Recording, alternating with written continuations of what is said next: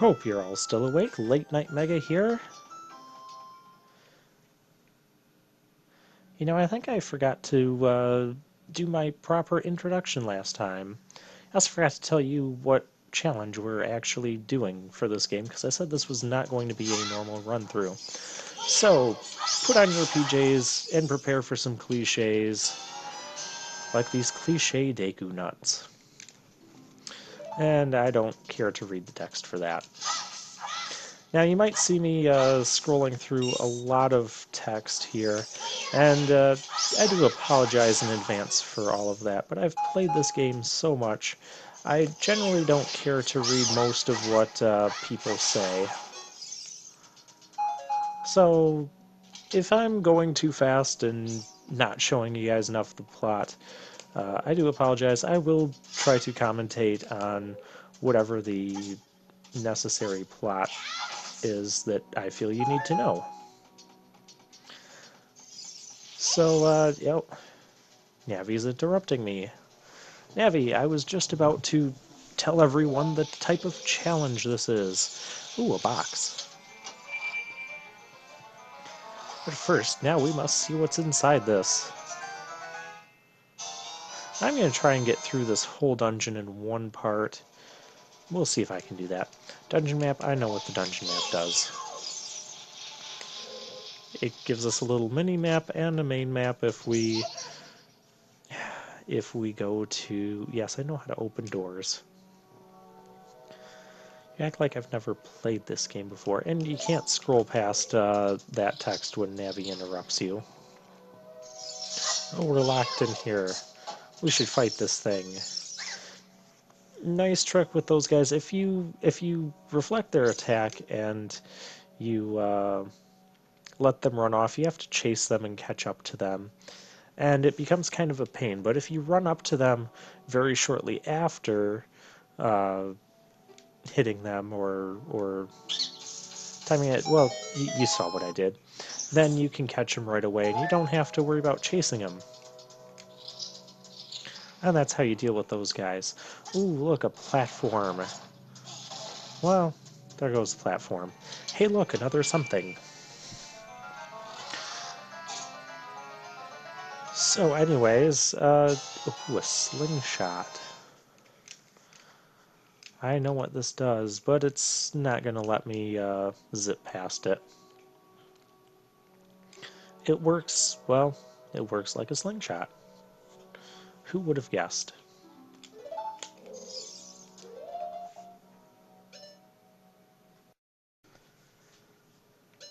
Alright, and so we're going to go ahead and equip the slingshot. We'll also equip these things as well, because we will need, well, we'll need some of them. Inverted controls. Gotta get used to that again. So we shoot down the ladder and we can climb up. Okay, now the type of challenge that this run is going to be is a minimalist challenge. And I'm going to go into a little detail of how I'm defining this, because as I've learned, a lot of people have different ideas of what a minimalist challenge should be. I think it should be not getting interrupted every time I pick up something silly.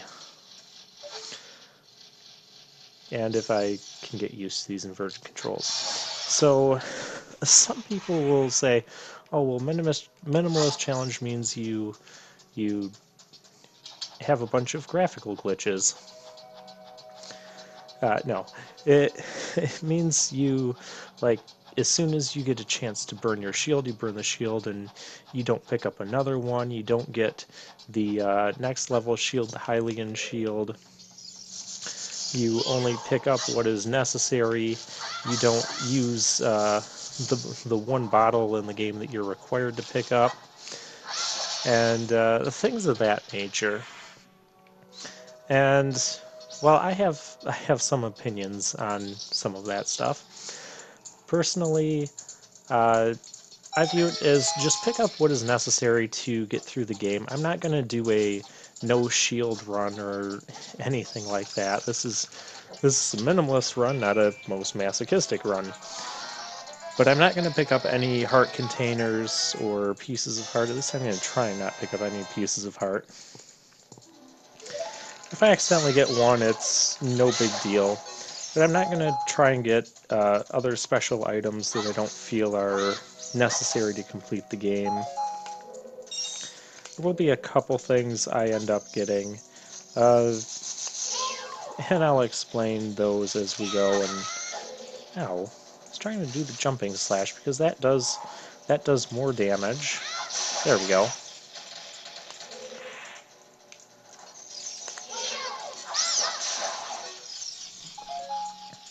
But I'm going to be at 3 hearts and 1 bottle for the whole game. And I don't know, I just find that this is kind of a fun, different way to go through this game. I do want to go over and get that other treasure. It always bothers me if I don't pick up all the treasures. So there's going to be a lot of stuff that I'm missing out on. So if you're watching this playthrough, well, I can kill this guy just for being annoying, but I'm not going to pick up the token thing. So if you're watching this playthrough, you know, wanting to see where everything in the game is and how to collect all this stuff, you are watching the wrong playthrough. Sorry about that. But you are watching me sitting down having a fun game that I've played countless times. Oh, how did that not work?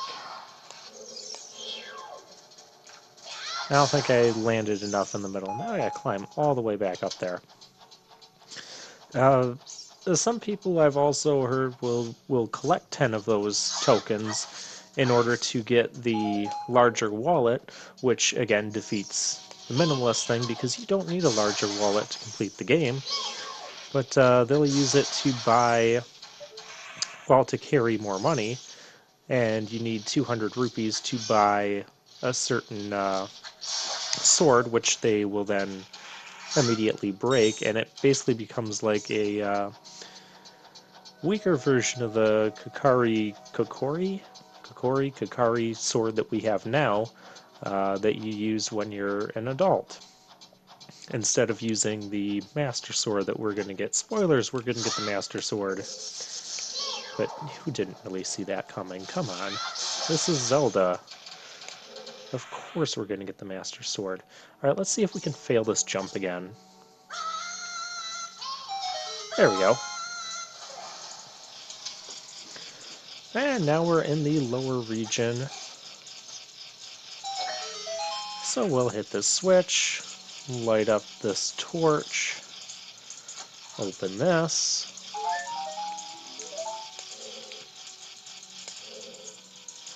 There's a couple more of those little token guys you can collect, should you be interested in doing that. Now, some of this water you can just kind of walk across the top on. That's because there is a platform underneath.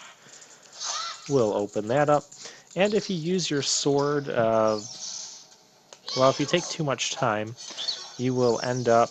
Oh, see, he ran from us. Now he's being annoying. Yeah.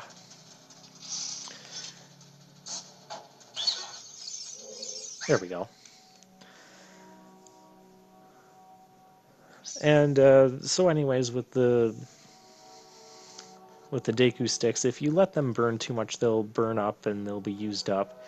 And he's giving us a secret code that we're going to need later on. And I wasn't paying attention. Yeah, don't worry. I've got it memorized. But if you swing your sword, you'll put the burning Deku stick away, and you'll be able to hang on to it. You won't lose it. Weird how that happens, but that's how it works. Yes, I know what happens when we get into the water. So, what we have to do here is we come down. I'm going to let that platform go by a little bit, and we'll dive down.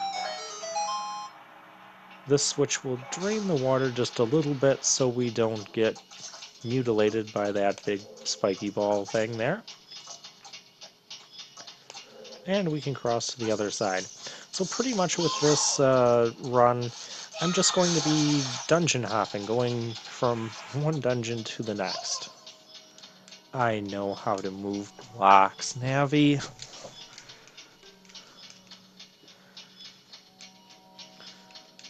She must think this is amateur hour.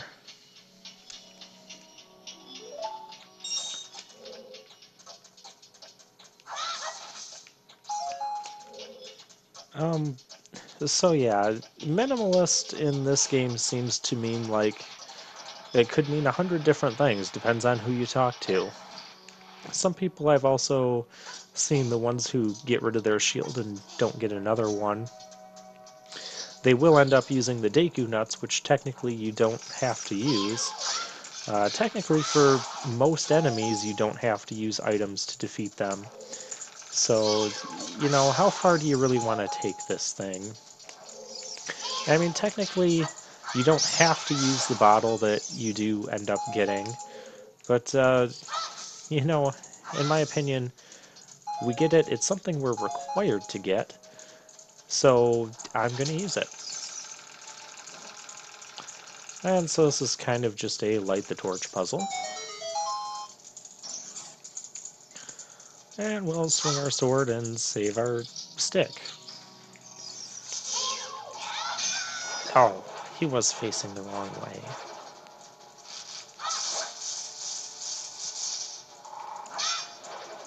And if you hit them, if you hit those guys in their face is well guarded and pretty creepy looking. I'm going to run around the outside because, well, if you don't, you will end up triggering...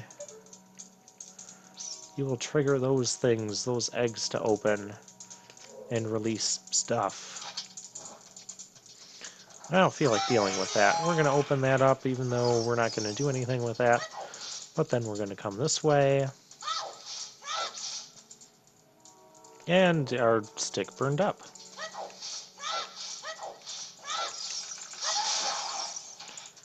Hooray. So yeah, this will start off as kind of a normal playthrough, at least especially for the first dungeon.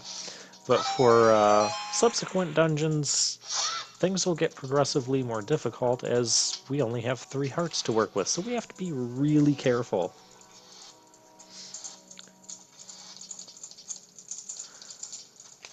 And now we come back out here, we see another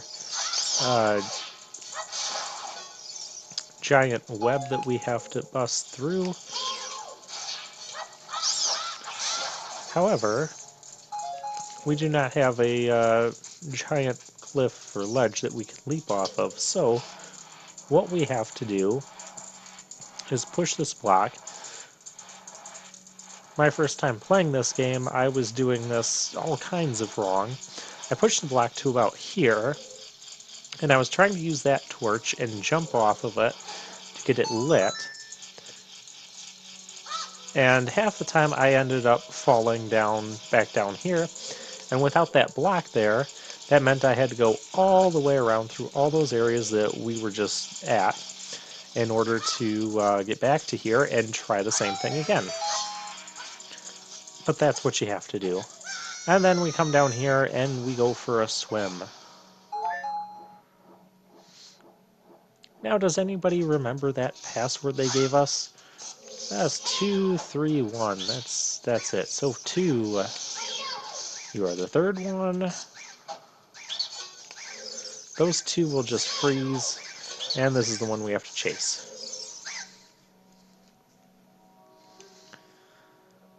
And this guy is so annoyed that he's going to reveal the secret of the boss to us.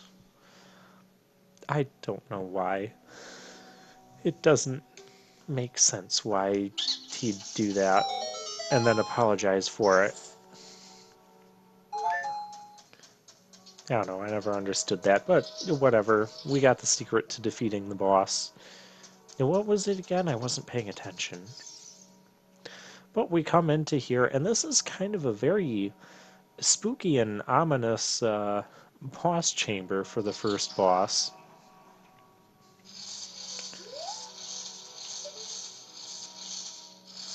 And we have to look, get this thing's attention. Hello. There we go. And now we can fight it.